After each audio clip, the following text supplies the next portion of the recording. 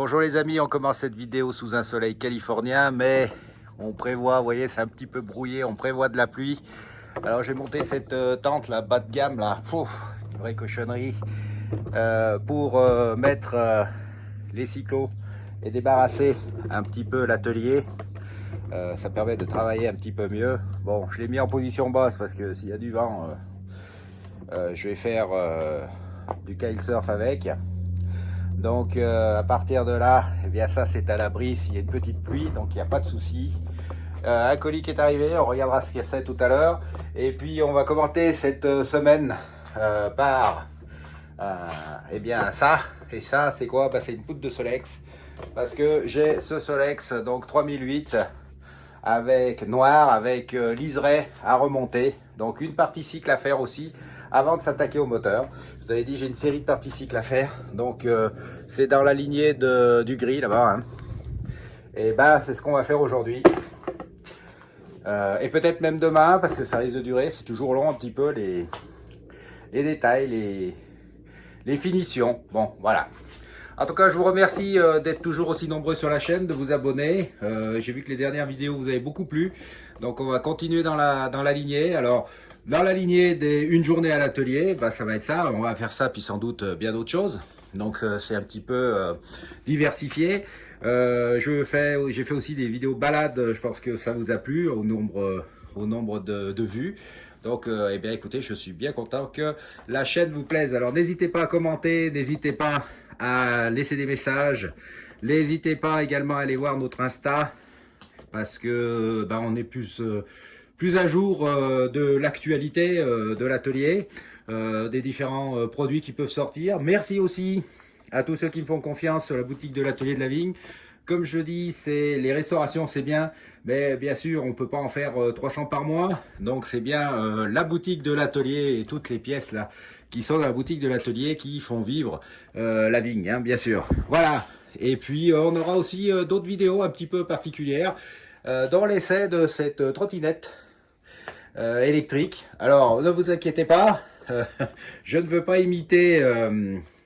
Arnaud, hein, qui se lance dans le vélo et la trottinette électrique. Simplement, eh bien, il y a des gens qui m'ont demandé si je faisais d'autres modes de locomotion. Donc oui, un petit peu de vélo électrique, vous pouvez aller voir sur la boutique. Et puis de la trottinette. Alors pourquoi de la trottinette?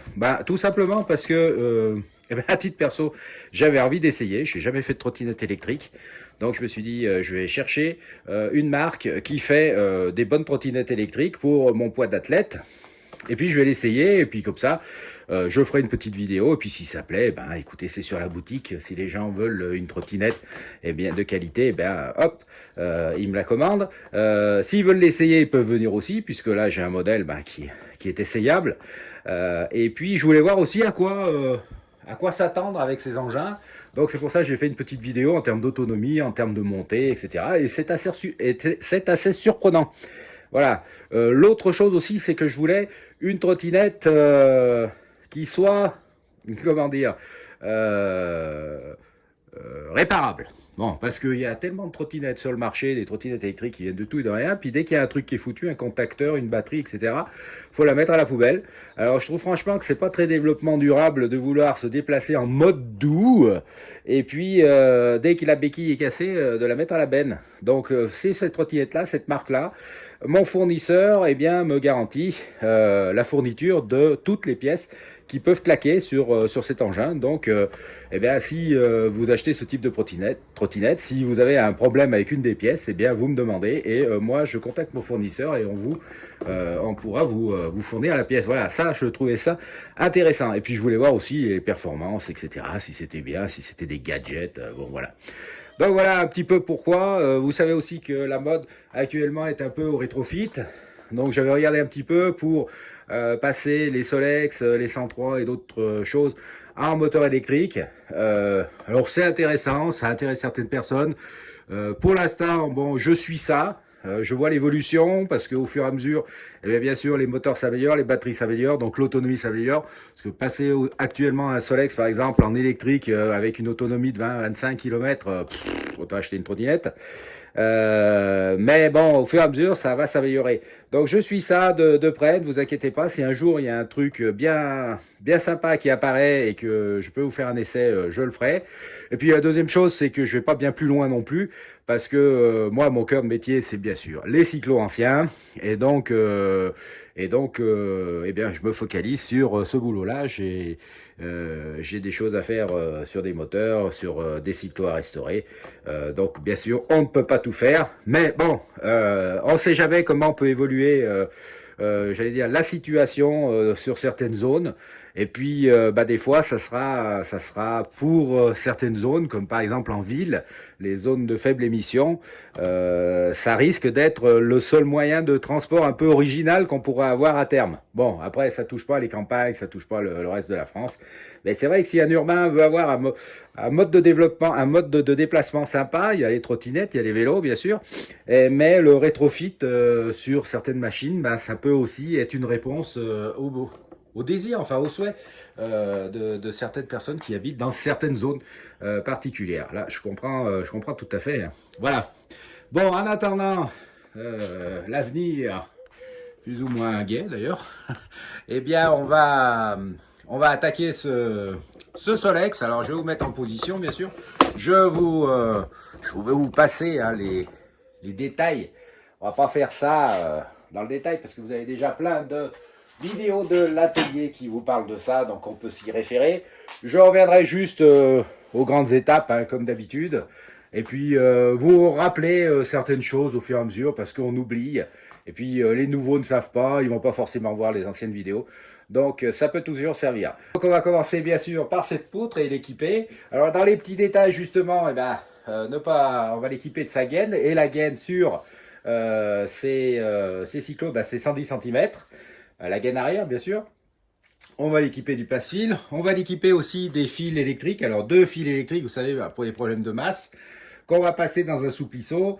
On va passer tout ça dans le corps de la poutre. Et après, on installera les deux cuvettes de direction.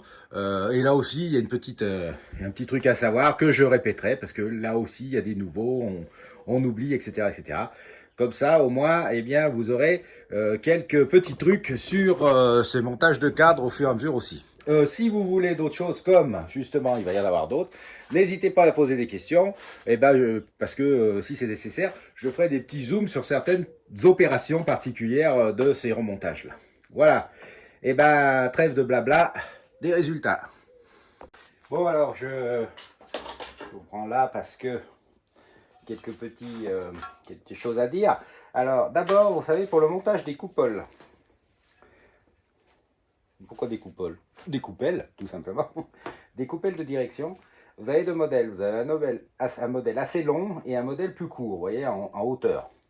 Alors, le modèle court se met en haut pour la bonne et simple raison, c'est que la cuvette d'écrou de direction, eh bien, doit aller par-dessus, vous voyez, pour que ça aille bien.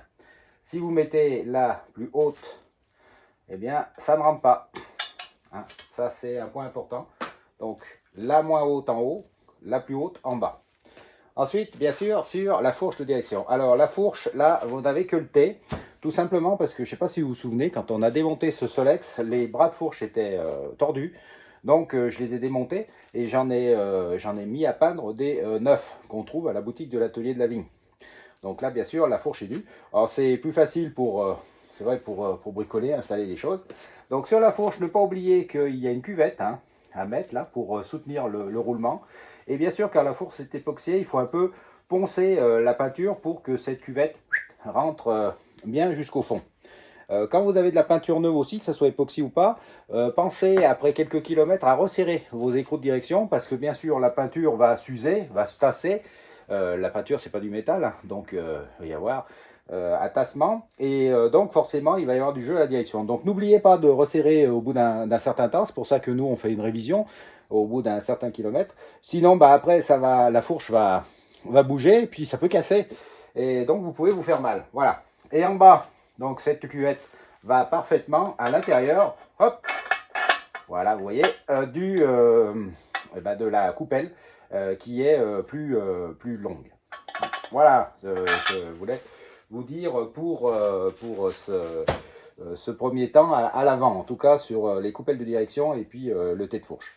Ensuite, bien sûr, on va installer, alors là-dedans, dans la poutre, la gaine avec son passe-fil. Alors gaine, passe-fil, vous trouvez tout ça à la boutique. Et puis, comme on va mettre 2 fils au lieu d'un, eh bien, on va faire aussi passer à l'intérieur, alors à force avec forceps, hein, ça va vraiment coincer, parce que normalement, c'est fait que pour une gaine et un fil.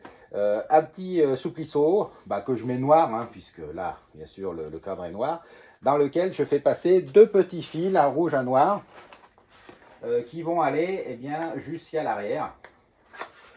Le voici, le voilà, le petit fil. Je le mettrai en vente sur la boutique parce que ça peut aider certains dans leur restauration.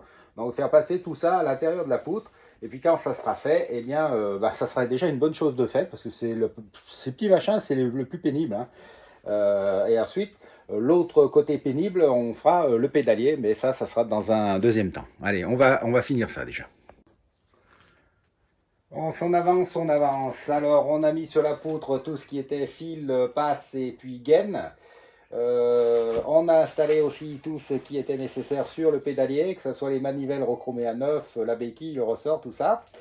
Et maintenant, ce qu'on va faire, eh bien, on va monter la fourche elle-même. Alors, avec les bras de fourche que j'avais enlevés, vous savez, parce qu'ils étaient tordus. Alors, on va les monter, bien sûr, avec des boulons zingués, ils ne seront pas peints. Parce que, bien sûr, si on les peint, il faut les monter avant, et là, ce n'était pas possible. Et puis ensuite, on va monter la fourche sur la poutre, et après, on mettra le support pédalier pour attaquer ensuite le montage du châssis proprement dit. On continue le montage, et je voulais vous faire voir un nouveau produit-outil qu'on a à l'atelier de la vigne. Alors, ça se présente sur une boîte avec une cartouche en fait de graisse spéciale roulement, que ce soit des roulements de direction, de pédalier ou autre, et puis une petite seringue. Voilà, donc vous mettez votre seringue sur le tube de graisse, vous pompez, et ça vous permet de mettre, comme vous pouvez le voir, juste la graisse qu'il faut, à l'endroit où il faut, sans vous en foutre plein les doigts de partout. Et ça, c'est assez génial. Alors bien sûr, quand vous avez fini le tube de graisse, il est tout à fait possible de racheter le tube de graisse sans racheter la seringue. Voilà, ça c'est un petit produit qu'on a sur la boutique de l'atelier de la vigne. Et j'avoue que ça me change la vie pour monter ce type de roulement, même pour graisser à l'intérieur des trous, vous savez, les trous dans les variateurs de mobilette, quand il n'y a plus le graisseur, et ben ça permet d'injecter à l'intérieur. Et c'est pas mal, c'est de la graisse rose au téflon qui est très résistante à l'eau, à l'usure. Franchement, un petit produit génial. Donc, c'est sur la boutique. N'hésitez pas à aller faire un tour si ce produit vous intéresse. Allez, on continue sur ce Solex 3008. Alors, vous avez vu, j'ai installé le garde-boue arrière, les feux, les fils, et ça marche, comme vous pouvez le voir, ça brille. Le support de plaque, bien sûr, puisqu'il sera immatriculé. Et puis, toutes les autres tringles diverses et variées. Bon, une fois que tout ça est monté, vous le savez, j'ai ensuite serré fermement tous les boulons de cadre. À présent, qu'est-ce qu'il reste à faire? Quelques petites finitions à l'arrière, à savoir mettre la pompe, les outils, la boîte, faire le matelas de selle et poser la selle. Et puis on attaquera après l'avant, avant de pouvoir... L'avant c'est quoi? C'est le guidon bien sûr, les poignées, les freins, le garde-boue avant avec ses 2 tringles et sa bavette. Et puis ensuite on pourra le fixer au lève cyclo pour pouvoir mettre bien sûr les roues. Et bien vous voyez chers amis, ça avance. Alors j'ai mis la boîte à outils avec sa mousse et ses outils bien sûr, la pompe. Et puis j'ai fait un matelas de selle avec une selle. Alors pour les matelas de selle, vous savez, c'est disponible à la boutique de l'atelier de la vigne. Alors je les taille sur une selle transat d'origine. Alors il faut bien sûr quelquefois retailler un petit peu le modèle en adaptant à votre selle. Pourquoi? Parce que les selles neuves sont un peu plus étroites, donc il faut recouper un peu. Les selles un peu plus vieilles sont un peu plus avachies, donc là, il faut adapter un petit peu en fonction de l'usure. Donc bien sûr, c'est un modèle qui va sur ces selles-là, mais il faut un petit peu l'adapter avec des petits coups de ciseaux par-ci, par-là. Voilà, donc l'arrière est terminé. Je vais passer à l'avant, donc j'ai juste monté le guidon. Je vais le serrer et je vais monter le garde-boue avant pour pouvoir ensuite le pendre. Fini pour l'instant au niveau du cadre sur la table d'opération en tout cas. Voilà, donc comme vous pouvez le voir, tout est terminé jusqu'à un certain point. Maintenant, je vais le suspendre pour pouvoir aller plus loin et notamment poser les roues. Voilà, la petite chose est pendue. Alors, je vais en profiter pour mettre la bavette et les tringles, les différentes poignées, et puis je vais monter les roues après pour pouvoir, évidemment, ranger la partie cycle en attendant le moteur. Parce que comme à chaque fois, une fois que la partie cycle est faite, bon, il y a photo et client, échange, et après on échange pour savoir ce qu'on fait exactement sur le moteur, quelle préparation le client souhaite. Quand le moteur est fini, il y a les essais routiers, vous connaissez un petit peu la règle, hein. Enfin la règle, comment ça se passe ici. Et une fois que les essais routiers sont faits, eh bien, nouvelle séance de photos, nouvel échange avec le client pour savoir s'il veut des accessoires, parce que bien sûr, c'est en dernier qu'on monte les accessoires, que ce soit des sacoches, des protège-cadres, des porte-bidons, etc. Voilà, c'est un peu ça le but. Là, à l'origine, on voulait une partie cycle d'un 3008 noir avec liseré classique d'origine. La seule différence, c'est qu'à l'origine, c'était un modèle sans poignée tournante. On l'a changé, on va mettre une poignée tournante parce que c'est plus facile à utiliser au courant, à l'usage, entre guillemets, surtout si le moteur est un peu préparé. Pourquoi? Tout simplement parce que quand le moteur est préparé, eh bien, au ralenti, le moteur tourne vite, donc le Solex va vite, comme un Solex. Et le seul moyen que vous avez, quand vous n'avez pas de poignée tournante, de ralentir le Solex, c'est de freiner, enfin d'utiliser le système de frein. Donc en fait, quand le Solex a un moteur un petit peu préparé et que vous n'avez pas de poignée tournante, en fait, quand vous voulez rouler au ralenti ou moins vite, vous êtes perché sur les freins, hein. Donc c'est pour ça qu'en général, on change, quand on a un moteur un peu préparé, le guidon, l'ensemble du système par un guidon avec poignée tournante. Voilà pour la petite histoire.